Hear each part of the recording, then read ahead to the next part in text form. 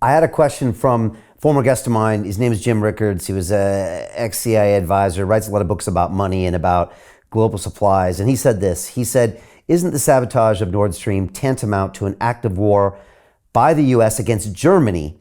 Even if Olaf Scholz approved the attack, isn't that an act of treason against his own country? Lastly, he asked, how long will the German people be expected to act as U.S. flunkies? I'm curious what you say about that. I hear Olaf is headed to D.C. in the next week or two. Well, there was, I've been in touch, I've been talked to, there's a lot of groups that are doing investigations. And some of them are even some of the major universities are doing ad hoc stuff because it's so obvious. I have no way of knowing what Schultz was told or not. He was with the president. When Biden made that blunt statement, we will stop it, we can, he was there. He then said something that I did not put in the article because what he said was, I support America and all that. I didn't want to suggest that he was saying he agreed with him about what was going on because I don't know. It's a question he's going to have to answer. I hear he's coming to Washington in maybe next week, like a good puppy dog. I don't know. They'll do the song and dance. Right. He'll deny any knowledge. The problem is that the White House is in the position of the only thing they can do to salvage something in this mess they've made is deny it. So they're never going to admit it. Right. It just won't happen. It'll be one of the great mysteries of the Western civilization. And how they anyway. And ultimately, it was probably a smart power move because they've shown their strength. And like you said, Biden's popularity has gone up. It's probably his only chance of winning an election is by doing this. Of course, 2 days ago, he shows up in Ukraine, in Kiev, next to Zelensky with his sunglasses on, walking around. I mean, it all seems to be going along the same lines of this is the way to get reelected. I'm curious what you think about that. Well, the thing I published today was about Lyndon Johnson and Norwegians working with us and Johnson lying to start the war. And when you, only a 4-minute speech, I actually have the whole speech. You could listen to it if you wanted to on the thing. There was a link to it. And I'm a Vietnam War junkie. I mean, once you start doing My Lai, I've been looking at things in Vietnam since then. I learned something 5 years ago that I didn't know. And I've been working with COVID slowed up everything. But I'll tell you, the number killed in Vietnam usually is put between 2 and 3 million, as if there's not much difference. I can't believe the implicit racism of that, but that's another thought. But the Johnson speech, he lied about everything. He claimed that the North Vietnamese did something they didn't do, and he claimed they were doing it all the time. When really, our SEALs have been working in there, going after radar stuff.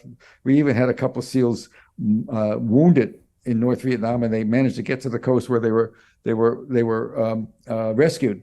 And by the way, and won the Medal of Honor in secrecy. I wrote about that today. The show mendacity usually can work when a president does it, but look what happened to us when Johnson gave that speech in '54.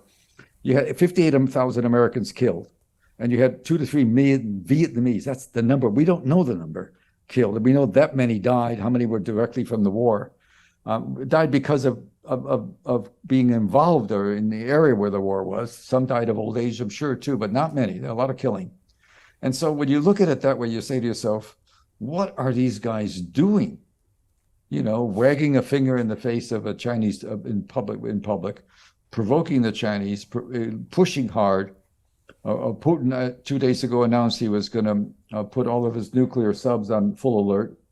Wow. Yeah. Where are we going with this? What does he want? And what? Yeah. If he wants the election, I'm serious. What does he want out of this? What does Biden want out of this? Is that what you're asking? Yeah, he wants to get reelected. That's all. I think. It's just my opinion. I think that's all people in political power care about. I ran to be mayor of London a few years ago on a whim, and I got a small glimpse into that world. And that is the most important thing for anybody in that office. It's the next election, and they will do what it takes to get it. And they seem to be very myopic in order to make that happen. My name is Jim Rickards. I'm a former advisor to the CIA, Department of Defense, and the White House. In a moment, you'll have my own evidence that very few people have seen. You'll see how I believe 2 acts of democratic stupidity are about to combine into a storm that will change America forever. the American Energy Armageddon. In fact, due to specific circumstances created by the Armageddon, it's possible you could now win big while others lose. You see, there's a universal truth. In times of crisis, money moves. During the coming energy Armageddon, most Americans will face new hardships, but not all. A few will win and win big. You're about to see how the energy Armageddon could create a one-time opportunity to secure new substantial wealth. If you want in, keep watching. Right now, today, America is running out of gas, diesel, and oil. Our national fuel reserves are down 50% or more from where they should be. It's so urgent, major suppliers are calling it a code red emergency. We don't have the refining capacity to catch up, and we're shipping most of what we have to Europe to bail them out of Calamity Joe's Nord Stream crisis. We're now facing catastrophic fuel shortages I predict will collapse our nation's energy grid. When it happens, every citizen will see firsthand the Dems' obsession with green energy is a scam. In fact, I'm going to show you my evidence that outs them as shameless hypocrites. That's not all. I predict this storm will bring about a new social order to our country. Many who are now rich will find their accounts drained, and those who are poor will turn to desperate measures to survive. I'm talking about civil unrest, a massive crime wave, and violence in our streets. Most will suffer under Biden's energy Armageddon, but not everyone. Some good Americans will win.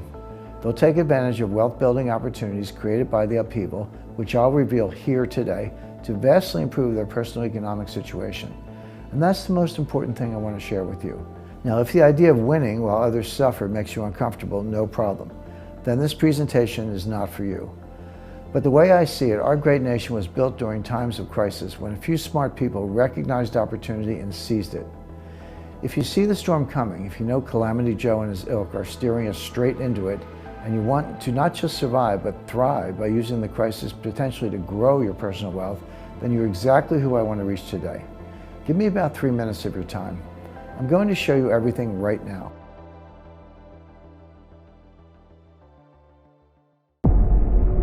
The greedy bankers are about to do it again.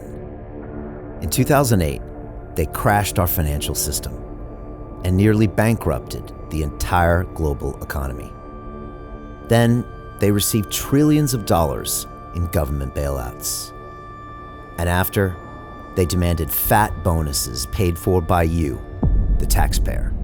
It turns out the banks haven't just been screwing the American taxpayers, they're also screwing over their investors. Turns out the banking industry is the worst place you could put your money, despite enormous taxpayer bailouts. Now the bankers are back to take away your financial freedom. They lie and tell you that cryptocurrency isn't safe. They try to make it illegal for you to choose how to invest your hard-earned money. They lie and say cryptocurrency is used by money launderers and criminals. But look at the record. It's the banks themselves that launder hundreds of billions of dollars every year to the biggest criminal operations in the world.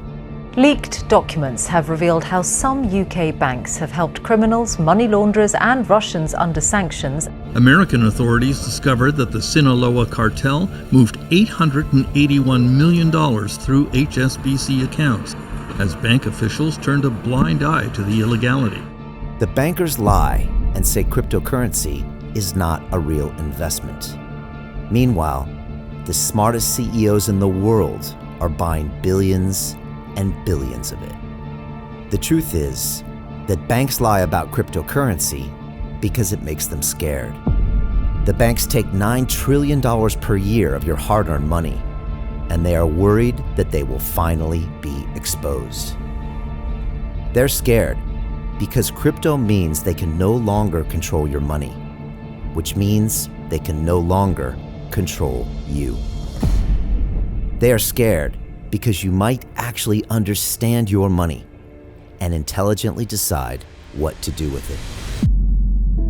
Now is the time for us to come together, fight back, and take control. It's time to educate ourselves, our families, and our communities. Because financial education means financial freedom. We know that cryptocurrencies will help us build the new decentralized financial system of the future. A banking system that is of the people, by the people, and for the people. A banking system where access to finance is a fundamental human right. A banking system that is free and fair and welcomes all humans on this earth. The DeFi revolution is happening. We, the people, can no longer be fooled. We choose to take control of our finances.